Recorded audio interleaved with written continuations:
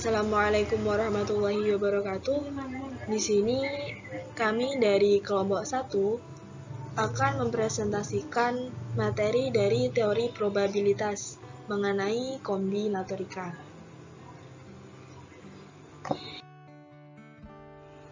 Namun, sebelumnya kami akan memperkenalkan anggota dari kelompok kami.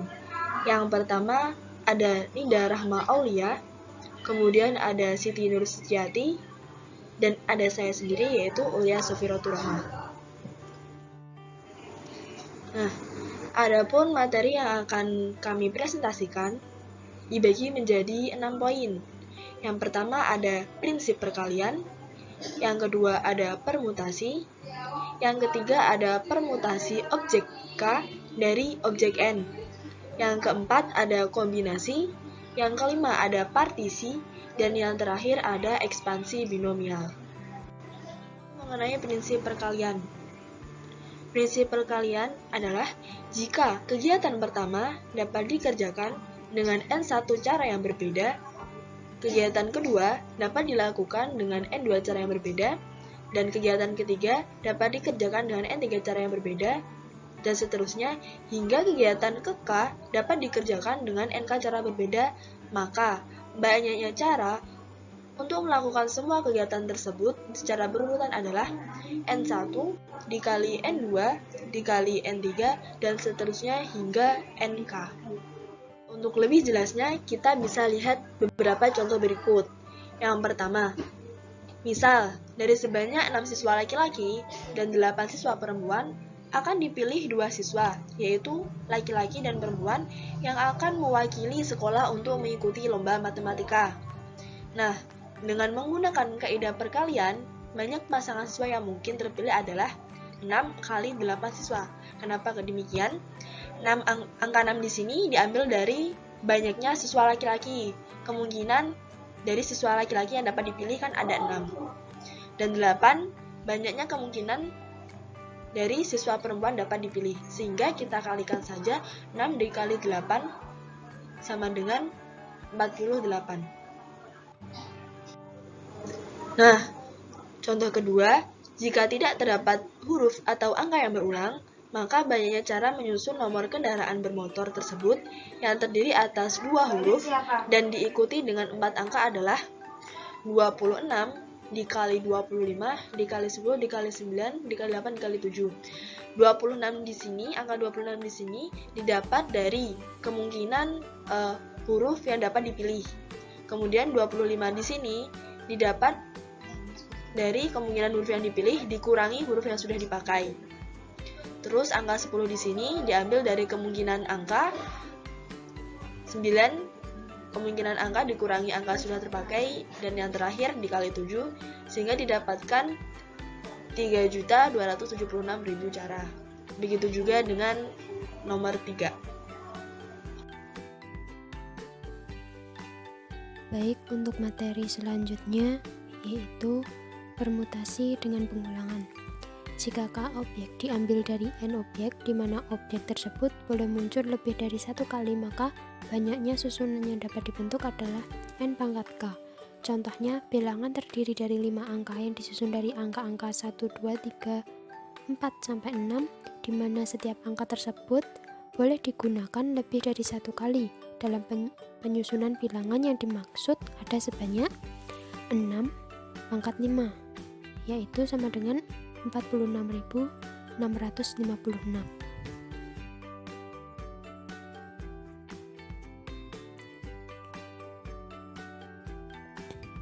Yang ketiga yaitu permutasi dari objek ada yang sama. Banyak permutasi dari N objek di mana terdapat N1 objek tipe 1 dan N2 objek tipe 2 dan NK objek tipe K adalah seperti berikut. Contohnya, 4 bendera Partai Demokrat dan 4 bendera Golkar akan dipasang secara acak berjajar di depan gedung wali kota untuk menyambut kehadiran Bapak SBY dan Bapak Jokowi. Susunan yang mungkin terbentuk sebanyak 8 faktorial per 4 faktorial dikali 4 faktorial, yaitu hasilnya 70.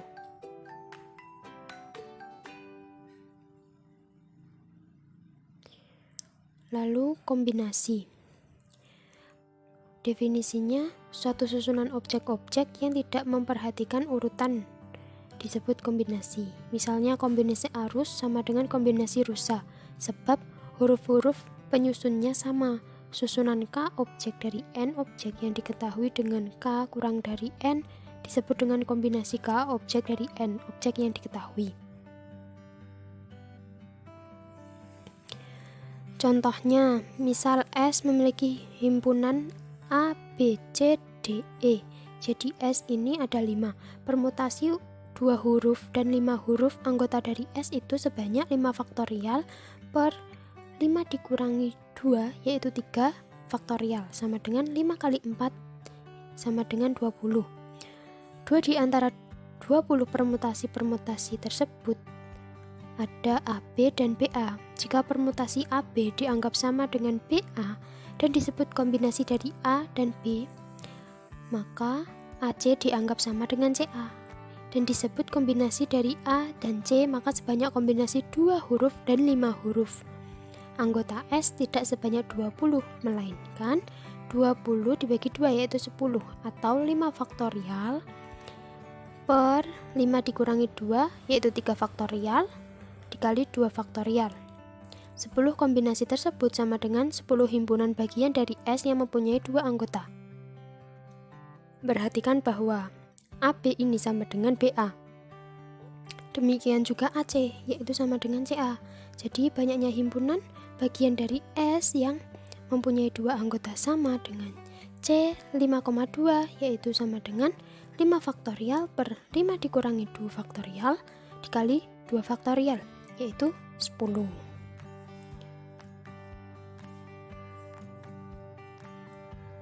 Selanjutnya partisi. Partisi ini adalah pengelompokan anggota himpunan di mana setiap kelompok memiliki anggota yang berbeda dan setiap anggota masuk dalam satu kelompok tertentu.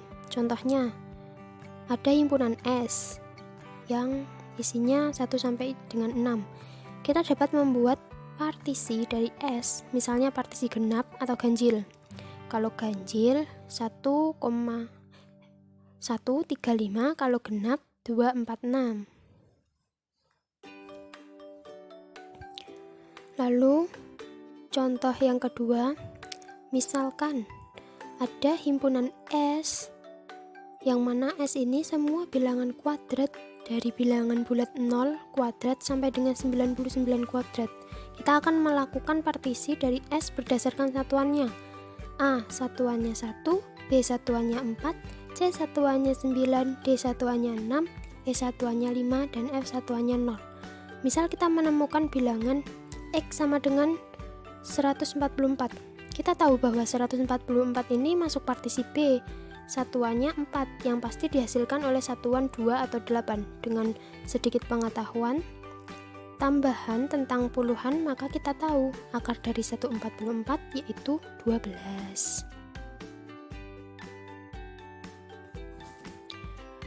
Lalu contoh yang ketiga yaitu 5 mempunyai 7 partisi, atau 5 dapat dipartisi dalam 7 cara, yaitu 5 sendiri, lalu 4 ditambah 1, 3 ditambah 2, 3 ditambah 1 ditambah 1, 2 ditambah 2 ditambah 1, 2 ditambah 1 ditambah 1 ditambah 1, dan 1 tambah 1 tambah 1 tambah 1 tambah 1.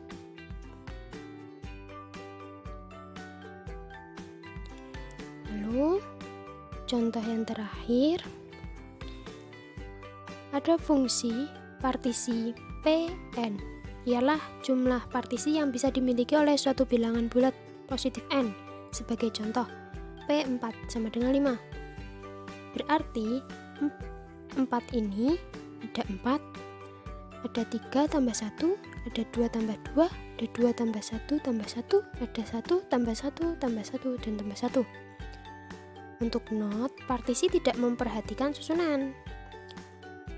Jadi artinya partisi 1 tambah 3 itu sama dengan partisi 3 tambah 1. Begitu pula partisi 1 tambah 2 tambah 1. Dan 1 tambah 1 tambah 2 itu sama dengan 2 tambah 1 tambah 1. Baik, terima kasih. Selanjutnya kepada Mbak Ulia, kami persilahkan. Terima kasih waktunya Mbak Suci untuk materi selanjutnya, yaitu mengenai ekspansi binomial. Jadi ekspansi binomial itu terdapat beberapa teorema ya. Teorema pertama yaitu teorema koefisien binomial. Misalkan X dan Y variabel-variabel dan N bilangan bulat positif, maka berlaku ditulis secara umum A plus B pangkat N itu sama dengan N C itu kombinasi C0 A pangkat N min 0 B pangkat 0 plus N C1 A pangkat N min 1 B pangkat 1 plus N C2 A pangkat N min 2 B pangkat 2 plus sampai N C N A pangkat N min N A pangkat N min N B pangkat N, sehingga kita dapat menyimpulkan bahwa binomial Newton A plus B pangkat N sama dengan sigma dari R sama dengan 0 sampai N C R A pangkat N min R kali B pangkat R.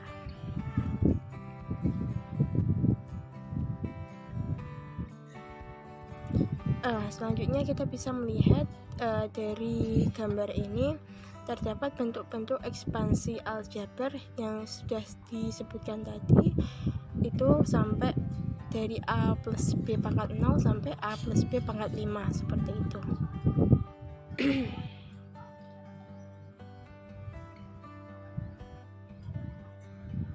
Selanjutnya kita ke contoh soal ekspansi binomial 1. Berapakah nilai koefisien dari X pangkat 12 kali Y pangkat 13 pada ekspansi X plus Y pangkat 25? Pembahasannya, berdasarkan teorema binomial, maka koefisien dari X pangkat 12 kali Y pangkat 13 adalah 25C13 sama dengan 25 faktorial per 13 faktorial kali 12 faktorial, sehingga sama dengan 5.200.300.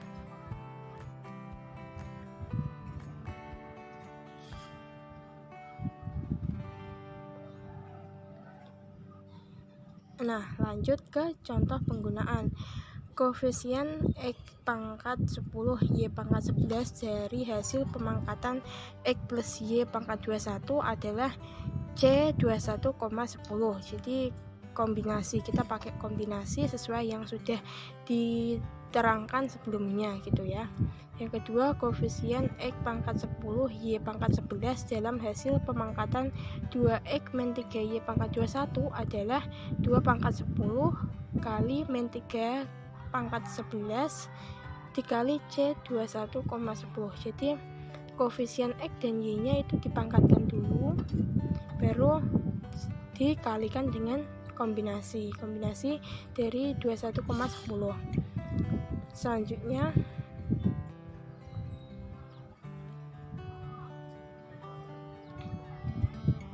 Selanjutnya kita lanjut ke teorema kedua, yaitu identitas Pascal.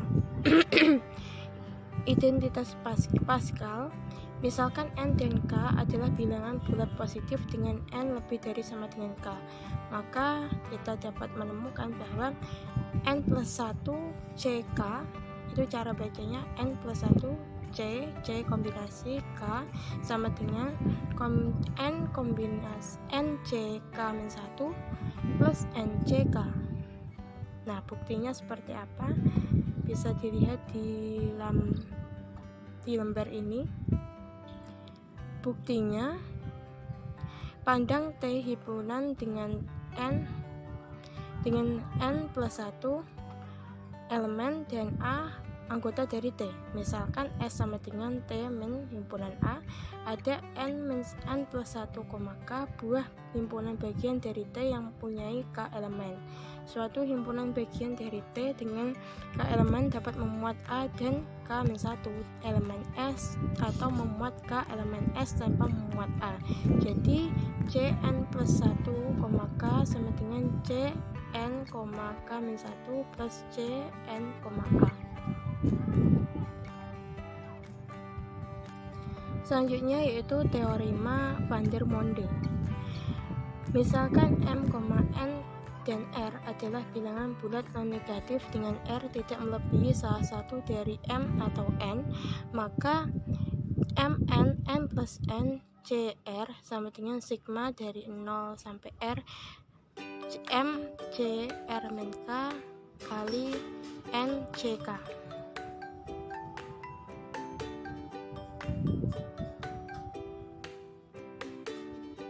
Nah, sebagaimana teorema sebelumnya, teorema van der Monde juga mempunyai bukti.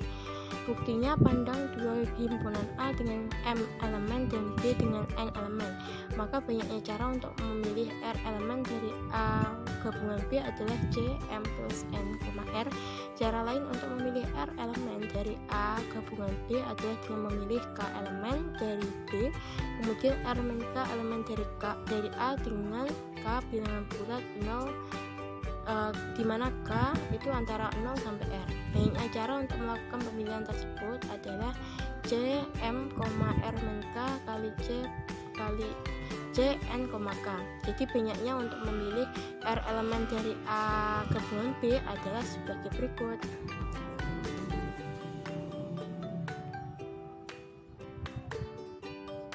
Nah, dari penjelasan kami tadi kami menyediakan beberapa soal latihan yang bisa dicoba teman-teman.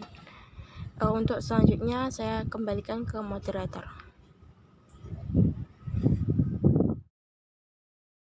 Baik, adapun referensi atau sumber dari materi presentasi kami ini kami dapatkan dari beberapa sumber yang telah kami cantumkan sebagai berikut. Nah, kemudian terakhir kami mengucapkan terima kasih dan mohon maaf bila ada kekurangan maupun kesalahan. Sekian dari kami kelompok 1. Wassalamualaikum warahmatullahi wabarakatuh. 끝없는 어둠을 삼킨 듯이 부서진 기억의 조각들이